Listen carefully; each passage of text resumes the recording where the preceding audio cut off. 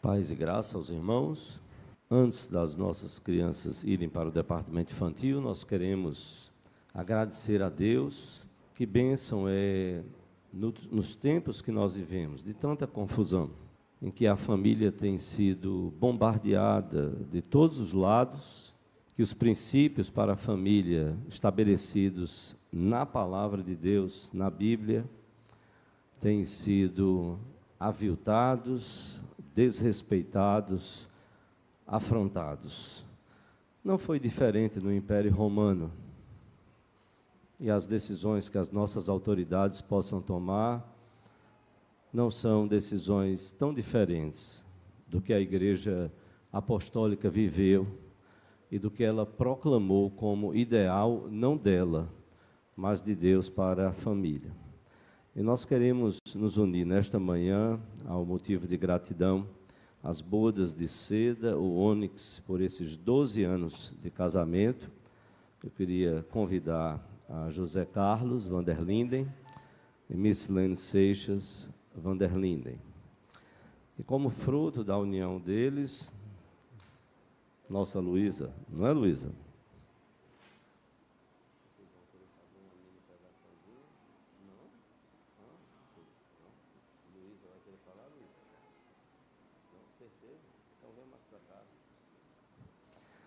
Eu estava lembrando, casaram 8 de outubro, não é isso?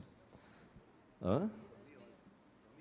Sim, não hoje, né? 2011. Senão não estaria em 2023.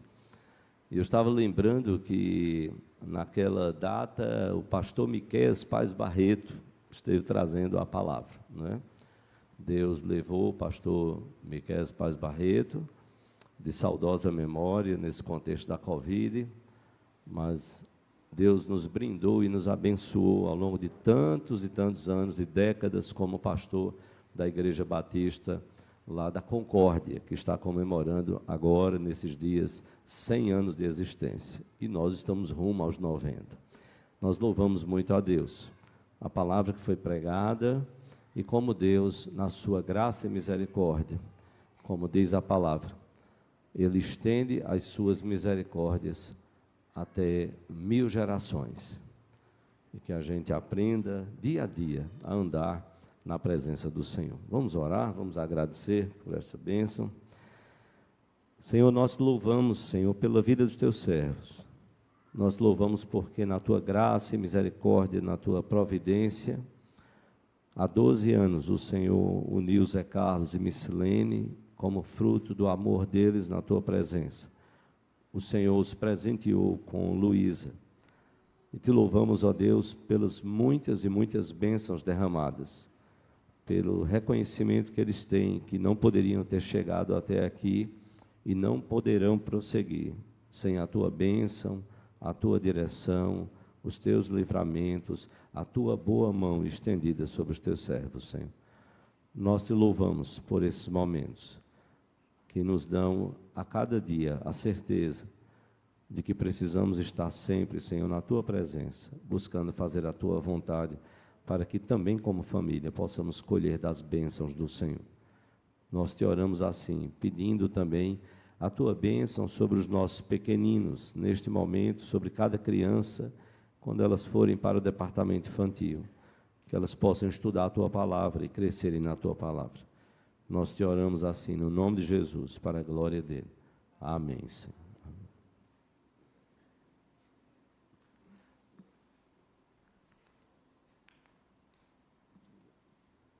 Depois vocês procuram eles para a gente saber onde é que a gente vai almoçar hoje, tá certo? As nossas crianças, as professoras, por favor, cuidem da porta. Nós já oramos, crianças, devagarzinho, esperem as professoras chegarem até a porta e aí já vão poder sair, tá certo? Já vão poder sair. Eu quero convidá-los a abrirem a palavra de Deus na Epístola de Paulo aos Romanos, no capítulo 1,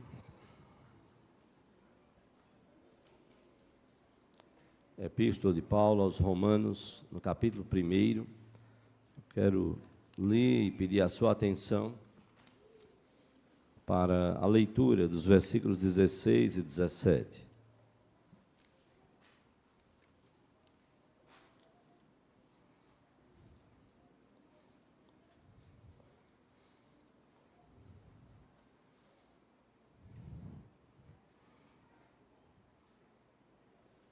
Epístola de Paulo aos Romanos, capítulo 1, os versículos 16 e 17.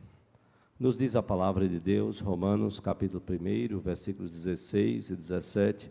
O apóstolo Paulo nos diz: pois não me envergonho do Evangelho, porque é o poder de Deus para a salvação de todo aquele que crê, primeiro do judeu e também do grego. Visto que a justiça de Deus se revela no Evangelho de fé em fé, como está escrito: o justo viverá por fé. Eu convido você também a abrir a palavra de Deus, Romanos, capítulo 5, versículo 1. Romanos, capítulo 5, versículo 1.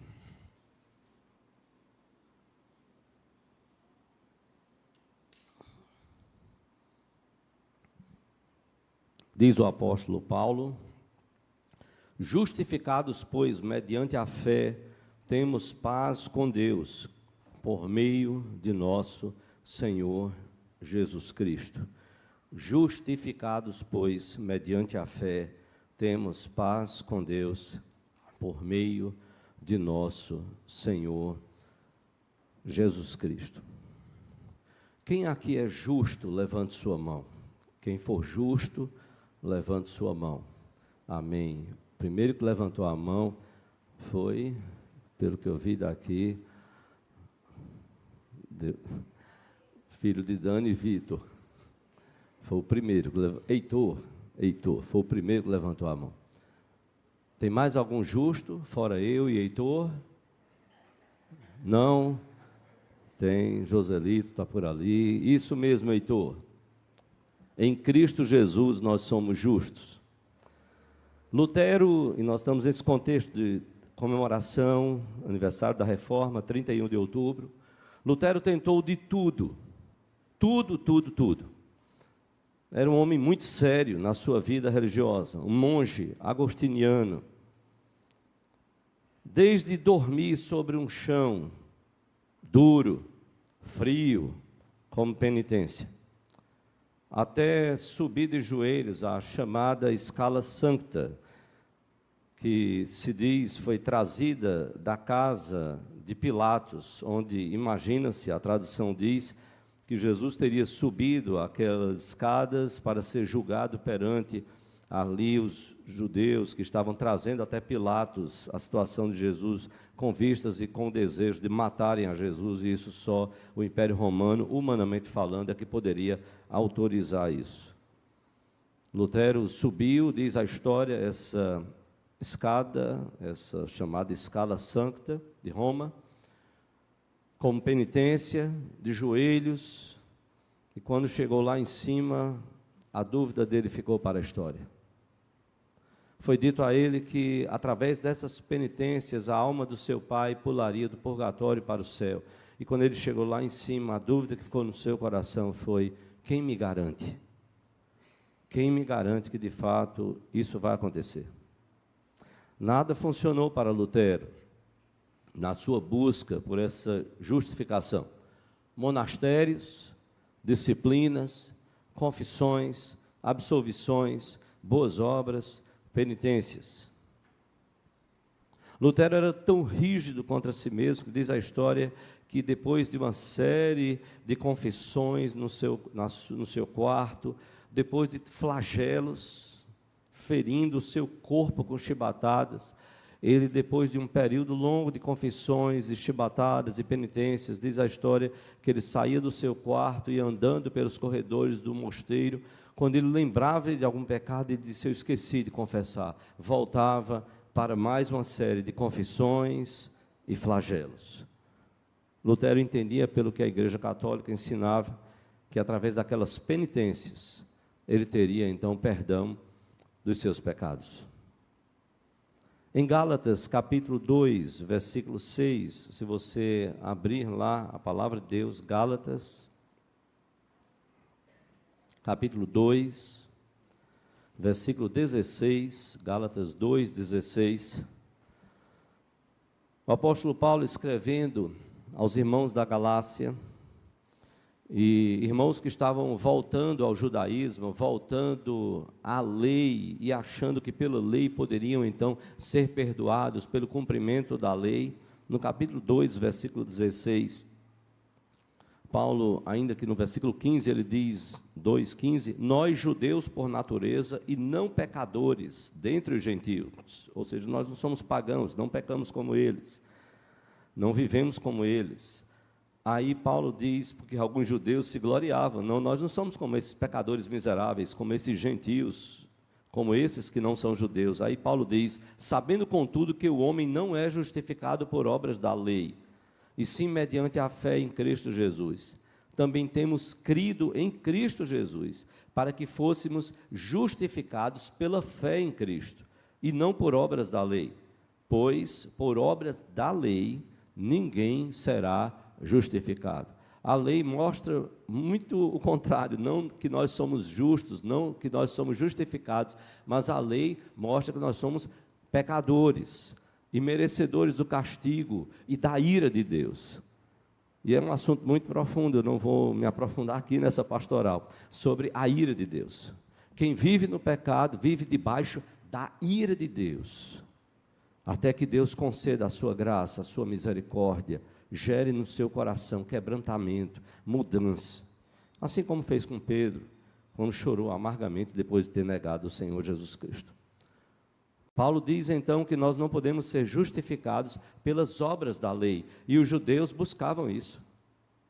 Paulo chega no seu testemunho a dizer, eu era considerado pelos judeus, pelas minhas autoridades judaicas, eu era considerado irrepreensível, ou seja, os judeus olhavam para Paulo e diziam, a gente não encontra uma falha em Paulo, por mais que a gente procure, mas Paulo sabia que era pecador, ele sabia que não conseguia cumprir a lei perfeitamente, totalmente, e Paulo então vai encontrar a sua justiça, não nele próprio, não no esforço dele, mas em Cristo, e aí ele diz, olha, eu considero tudo que eu fiz até aqui como perda, como refúgio, sem valor, se eu não estiver em Cristo.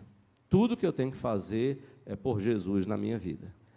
É por Ele como meu Salvador, aí eu vou cumprir a lei, porque eu vou glorificar a Deus, buscando cumprir a lei, buscando fazer o que Deus determina, para a glória de Deus, não para a minha justificação própria, tentando cumprir a lei, porque eu não vou conseguir. E aí é interessante, porque o que Deus faz pela justificação é imputar sobre nós a justiça de Cristo. Por isso que Paulo vai então dizer aqui que o homem não é justificado pelas obras da lei, e sim mediante a fé em Cristo Jesus. Também temos crido, diz Paulo, em Cristo Jesus, para que fôssemos justificados, ele enfatiza isso, para que fôssemos justificados pela fé em Cristo, e não por obras da lei, pois por obras da lei ninguém será justificado, muito pelo contrário, vai ser condenado. A Bíblia diz lá em Gênesis 15, 6, a palavra de Deus nos fala, que Abraão creu no Senhor, e isso lhe foi imputado para justiça. Abraão creu no Senhor, e isso lhe foi imputado para justiça. Quando adolescente, jovem, li esse texto, eu entendi assim, puxa, Abraão era fera, viu? Eu queria ser um cara assim, cara que tem obra para dizer, ó Deus, bota ponto aí positivo para mim, até entender o que é que a palavra de Deus fala. Isso lhe foi imputado para justiça. Imputado no hebraico é computado, é contado. Agora preste bem atenção, porque aí você poderia dizer, sim pastor, não mudou nada, eu continuo na boa, eu continuo com ponto positivo diante de Deus. Só que aí o hebraico tem algo que nós nem sempre temos no português. O imputado aqui indica o que uma pessoa por si mesma não é e não tem. Não é ela que fez, não é ela que tem, não é ela que é. Então isso lhe é imputado, contabilizado a favor dela, sem ela ter, sem ela ser, sem ela fazer. Esse é o imputado lá do hebraico, lá do Antigo Testamento. Mas, então, que é vista, ela passa a ser vista como justa, como justificada, ou como tendo justiça, por causa de ter sido dado a ela. Deus concedeu a Abraão a justiça de Cristo, olhando lá para a morte de Cristo como um eleito do Senhor. Isaías, capítulo 53, nós terminamos cantando aqui, mas se você puder abrir em Isaías 53, o versículo 11. Este texto tão belo sobre o servo sofredor, Isaías 53, versículo 11. Depois de falar sobre todo esse sofrimento, diz o profeta Isaías, falando sobre o Senhor Jesus Cristo, apontando para o futuro, profetizando a respeito do Salvador de Jesus. Isaías 53, 11, o profeta vai dizer: ele verá o fruto do penoso trabalho de sua alma e ficará satisfeito. O meu servo, o justo, com o seu conhecimento, presta atenção agora, justificará a muitos, porque as iniquidades deles levará sobre si. O meu servo, o justo, e aqui refere-se à pessoa do Senhor Jesus Cristo. O meu servo justo, com seu conhecimento, justificará a muitos, porque as iniquidades deles levará sobre si. Essa é a obra do Senhor Jesus Cristo. É tornar cada um dos seus filhos, nele, em Cristo, justificado. Filhos e filhas justificados nele, perdoados nele. O sacrifício que nos traz a paz, o castigo que nos traz a paz, estava sobre ele, naquele sacrifício terrível, na cruz do Calvário. Ele experimentou no nosso lugar a ira de Deus, a ira justa, santa, perfeita. Aquilo que Satanás disse através da serpente lá no Éden, não é bem assim. Deus sabe que quando vocês comerem deste fruto, vocês serão conhecedores do bem e do mal. Não é bem assim. Não é que vocês vão morrer. E Adão e Eva caíram nessa. Desobedeceram ao Senhor. A Bíblia diz: horrível coisa é cair nas mãos do Deus justo. Ele é justo. Ele não erra, ele tem o tempo dele, ele não exagera, ele tem a medida dele. Ele é santo. Ele é puro, ele é perfeito. E nessa perfeição, justiça, amor, disciplina os seus filhos. E quantas vezes nós somos disciplinados? Porque o Pai disciplina a quem ama. Mas olhando para toda essa justificação que nós só podemos encontrar no Senhor Jesus Cristo, se você volta a Romanos capítulo 3, versículo 10, Romanos capítulo 3, e Romanos é tremenda, uma epístola maravilhosa, tremenda, e trata muito profundamente sobre a justificação. Paulo vai escrever aos Romanos, no capítulo 3, versículo 10, citando o Salmo de número 14.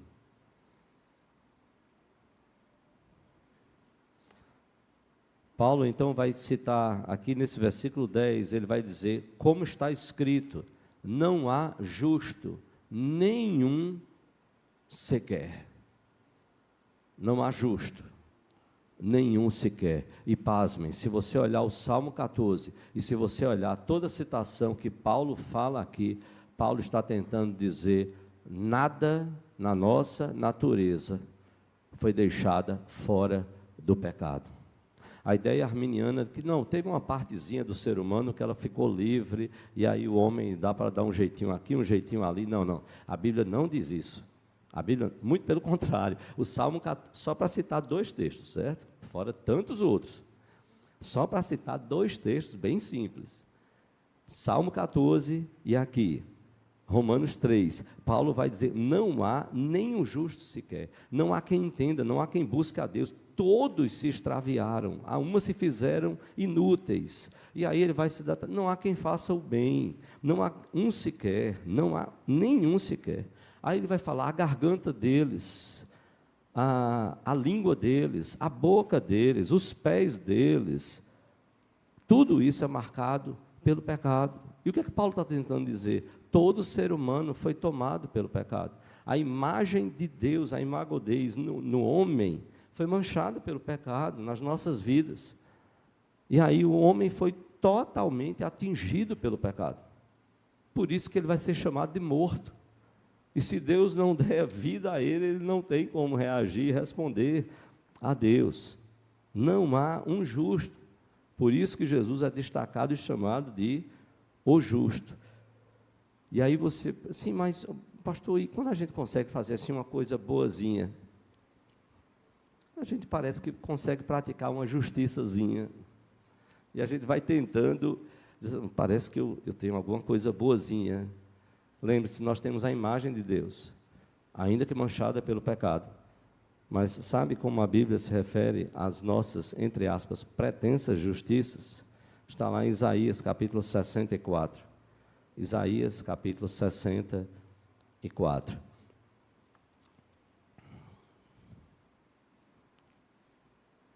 Versículo 6. Isaías 64, versículo 6.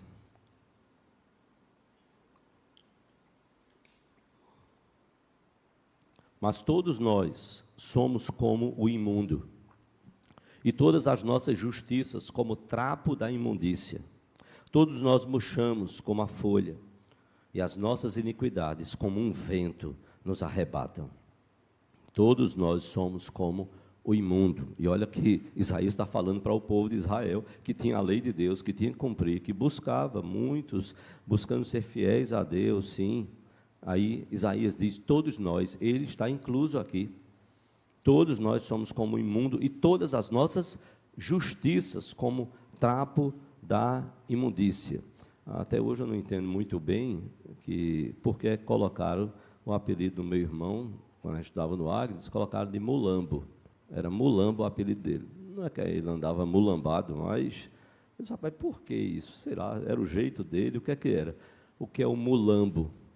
Os trapos de imundícia aqui poderiam ser 2 coisas. Ou os panos de menstruação da mulher, ou as faixas que envolviam as partes leprosas de um ser humano. Isso era chamado de trapos de imundícia. Ou os panos de menstruação da mulher, ou aquelas faixas que envolviam as partes leprosas de um ser humano. Então, Isaías vai dizer, as nossas justiças são como trapos da imundícia. Nós não temos justiça em nós mesmos. Porque, como a Bíblia diz, se você errar em um mandamento, você quebrou aquela corrente, você, então, pecou e desagradou profundamente a Deus. A Igreja Católica, na Idade Média, ela tentou defender que o pecador ele precisava buscar uma autojustificação. Então, impôs sobre os religiosos daquela época um regime severo de penitência, o cumprimento dos sacramentos, e a igreja foi cada vez mais se afastando da palavra de Deus, fazendo o homem buscar a penitência na ideia vã de até conseguir ajudar almas que poderiam pular do purgatório para o céu. Ou seja, faz você aqui por aqueles que já se foram. Então, o que você faça aqui, quem sabe, vai ajudar aquelas almas que estão lá no purgatório, estão purgando os seus pecados. E aí você faz aqui na terra, você, pelo seu parente, lá, para que lá a alma dele pule para o céu. E a coisa era tão grotesca que o papado daquela época autorizou cobradores, vendedores de indulgências, como era chamado. um deles, um dos mais famosos, João Tetzel, que viveu de 1465 a 1519, ele diz a história que ele costumava clamar: tão logo a moeda na caixa cai, a alma do purgatório sai. Tão logo a moeda na caixa cai, a alma do purgatório sai. Em 1517, Martinho Lutero se revoltou contra isso.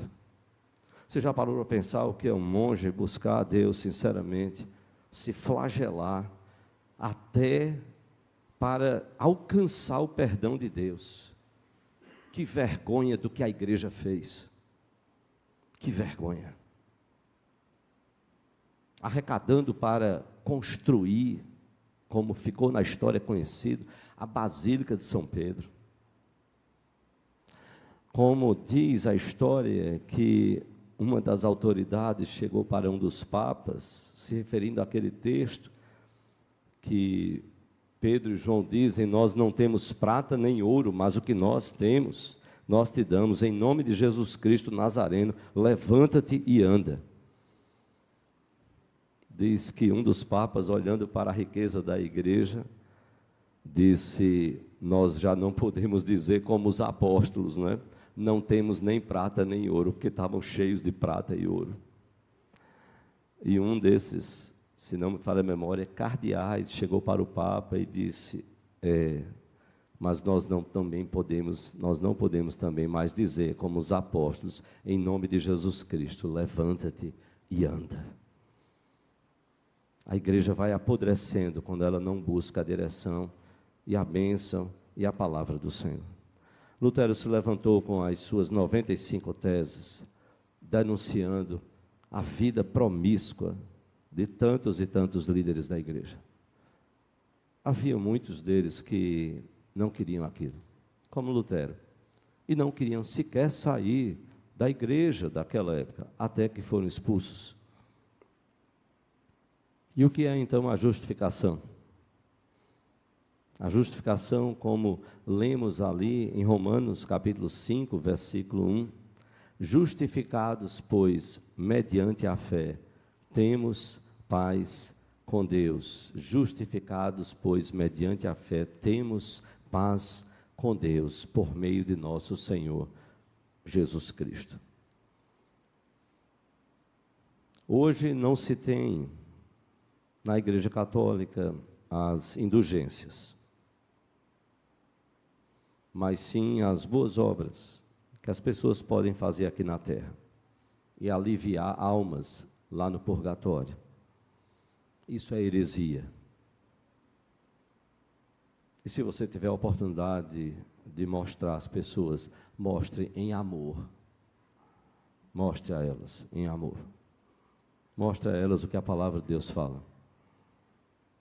Só pela palavra que nós somos libertos, pela ação do Espírito nos mostrando na palavra. Não é só heresia, isso é afronta ao sacrifício de Cristo. Isso é afronta ao sacrifício de Cristo. Ele morreu na cruz do Calvário para perdoar os nossos pecados. Não há perdão fora da cruz de Cristo, guarde isso.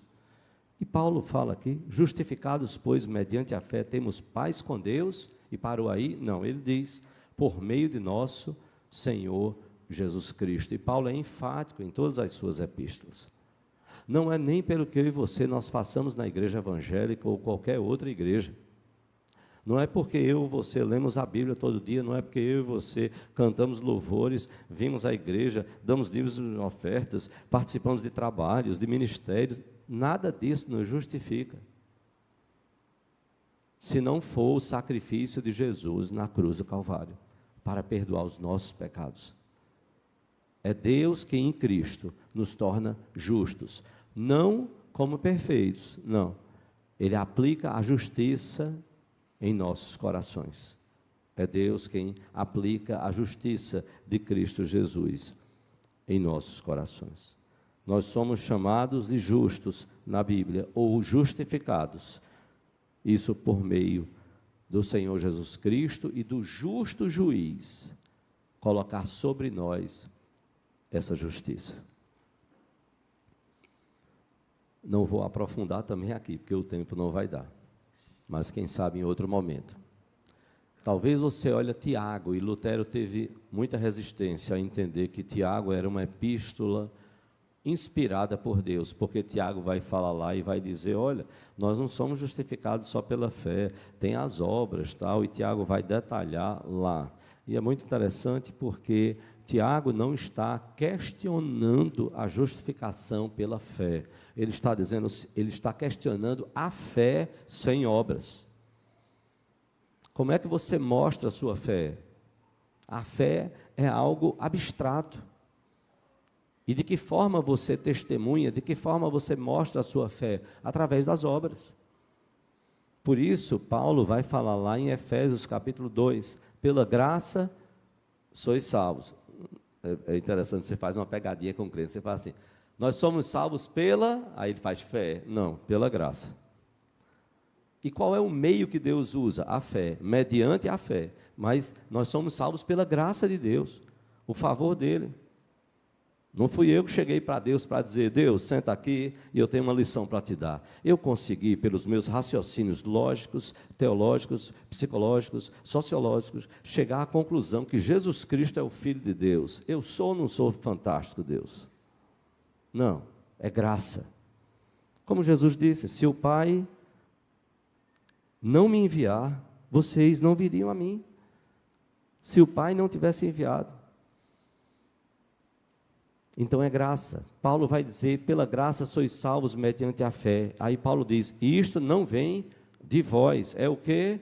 Dom de Deus. Então a fé, a salvação são presentes de Deus, da graça, que Paulo vai, desde o início do capítulo, vai falar sobre isso, graça e misericórdia, graça e misericórdia, graça. Aí chega no versículo 8 e diz, pois pela graça, pela graça de Deus sois salvos, mediante a fé em Cristo Jesus, e isto não vem de vós, é dom de Deus. Aí Paulo diz, não de obras, para que ninguém se glorie.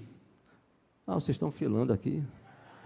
Eu estou sem aqui está sem, vocês estão filando. Não vem de obras, para que ninguém se glorie. Ah, então pastor, então eu posso parar, não preciso fazer obras.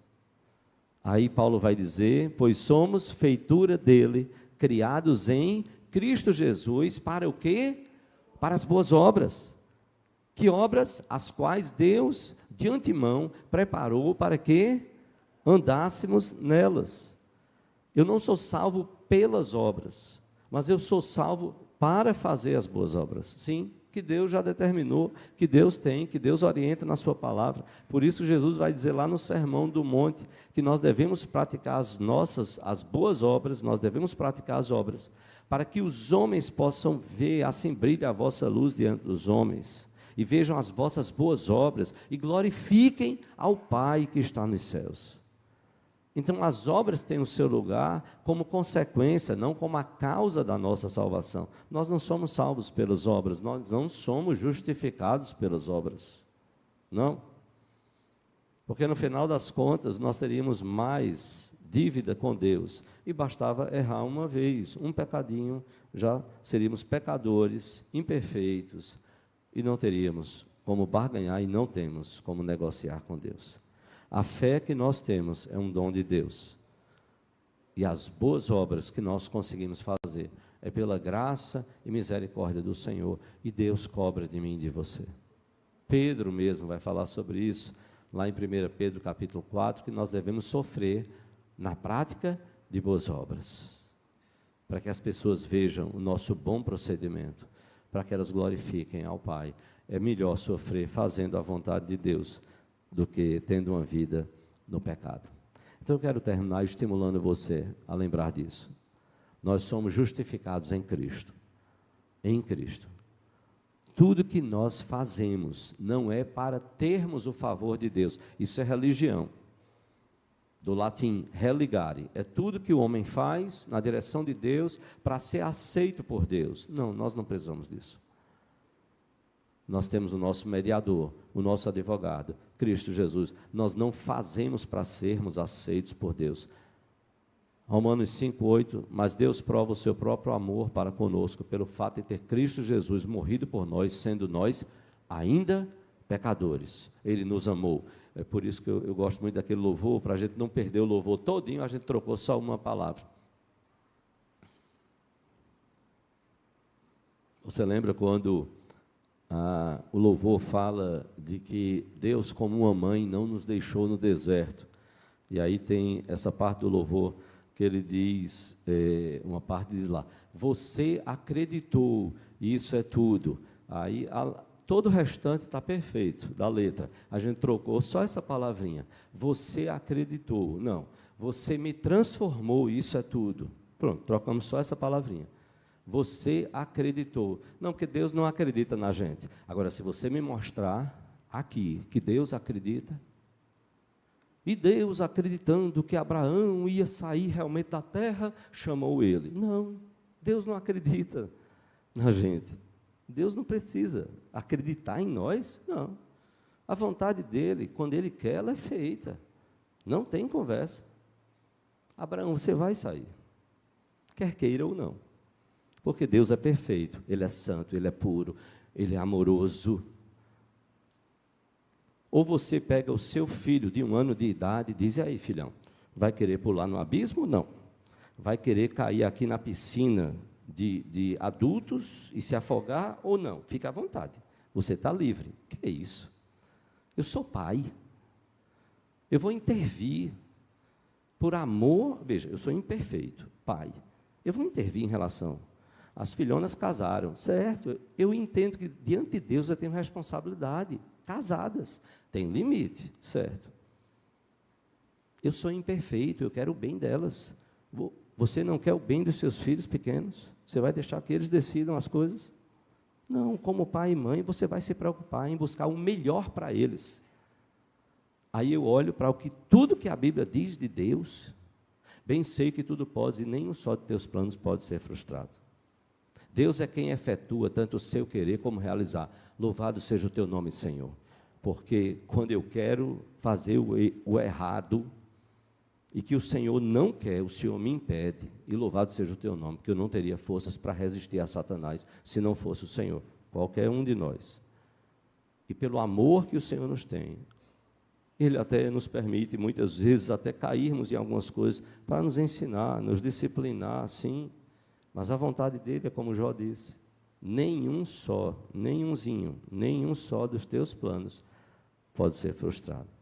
É esse Deus que, quando Ele quer, Ele nos justifica em Cristo Jesus. Ele nos perdoa em Cristo Jesus. Para a gente viver no pecado? Não. Para a gente viver agora para a glória dEle, na prática de boas obras. Para ser justificado, para ser salvo? Não. É porque eu fui salvo, porque eu encontrei Jesus, eu fui encontrado em Jesus, Ele não estava perdido, perdido era eu. Então, eu fui encontrado em Jesus. Senhor, muito obrigado, que bênção. O Senhor me dá agora a oportunidade de ter uma vida nova. E que assim seja, para a glória de Deus. Que o Senhor Deus nos abençoe. Justificados, pois, mediante a fé, temos paz com Deus, por meio de Cristo Jesus. O justo viverá por fé. É Deus quem nos declara justos, justificados. Que Deus nos abençoe.